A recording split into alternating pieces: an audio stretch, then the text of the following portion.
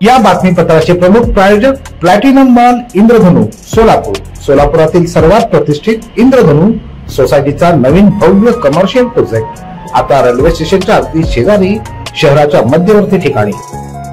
दर्शक हो, आता पाहणार आहोत एक सविस्तर बातमी।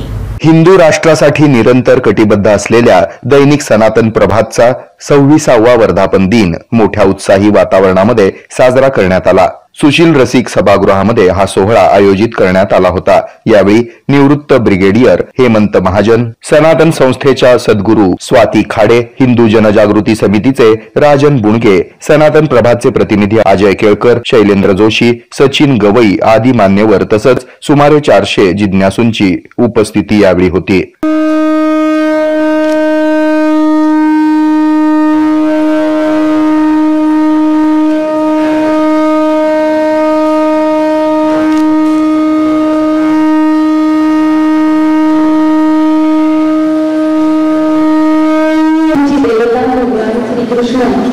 सनातन संस्थेचे श्रद्धास्थान परमपूज्य भक्तराज महाराज, सनातन संस्थेचे संस्थापक आणि सनातन समाज नियंत्रण संस्थापक संपादक सच्चिदानंद परब्रह्म डॉक्टर जयंत आठवले, सोलापूरचे ग्रामदैवत श्री सिद्धरामेश्वर, वासुदेवता तसेच उपस्थित संत यांच्या चरणी वंदन करून आपण आजच्या सोहळ्याला प्रारंभ करूया।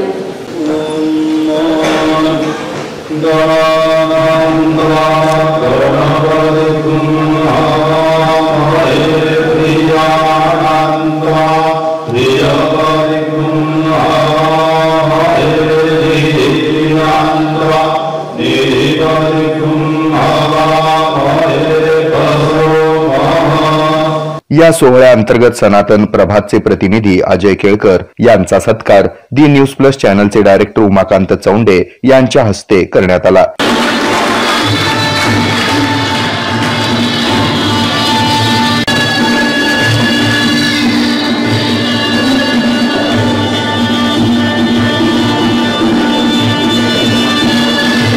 दैनिक सनातन प्रभातच्या वर्धापन दिनास चौंडे सरांनी शुभेच्छा देत भावी वाटचालीस सदिच्छा प्रकट केल्या। दरम्यान सेवानिवृत्त ब्रिगेडियर हेमंत महाजन यांनी ऑपरेशन सिंदूर सह विविध विषयावर वैचारिक मंथन घडवलं। इतर मान्यवरांनी सुद्धा रोखठोक आणि सडेतोड शैलीमध्ये विचार मांडले। या शब्दावरती एक अघोषित बंदी होती। हिंदुत्व सनातन हे शब्द जरी उच्चारले तरी कथित निधनवादी त्याच्यावरती कुठून करायचं। श्रीराम जन्मभूमीचा उल्लेख जरी केला तरी त्याला कट्टर असं संबोधलं जायचं। सनातन म्हणणाऱ्यांना हिलवले जायचे, त्यांच्याकडे चुकीच्या दृष्टीने पाहिले जायचे।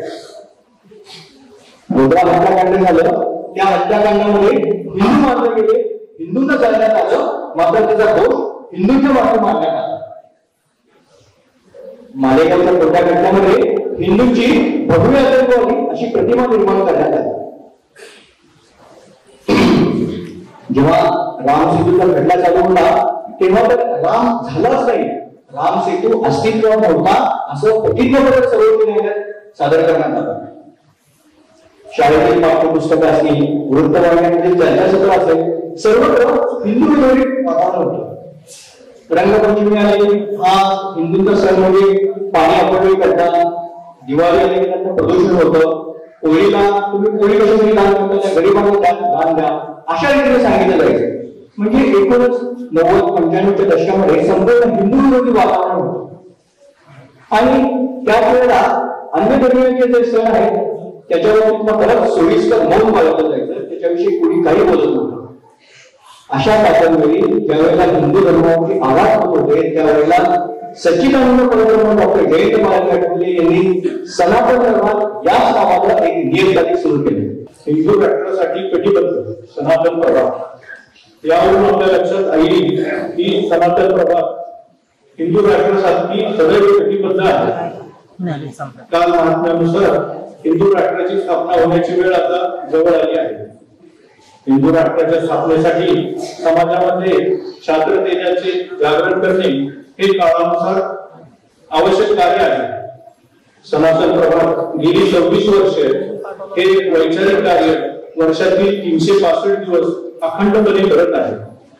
हिंदू राष्ट्राची स्थापना होईपर्यंत शास्त्र तेजाचे जागरण करण्याची यांची कार्य सनातन प्रभा उत्कृष्टपणे पार पाडली. हे आहे मेट्रोकास्ट केबल नेटवर्क आणि आपण पाहत आहात the news plus. News plus बरच काही.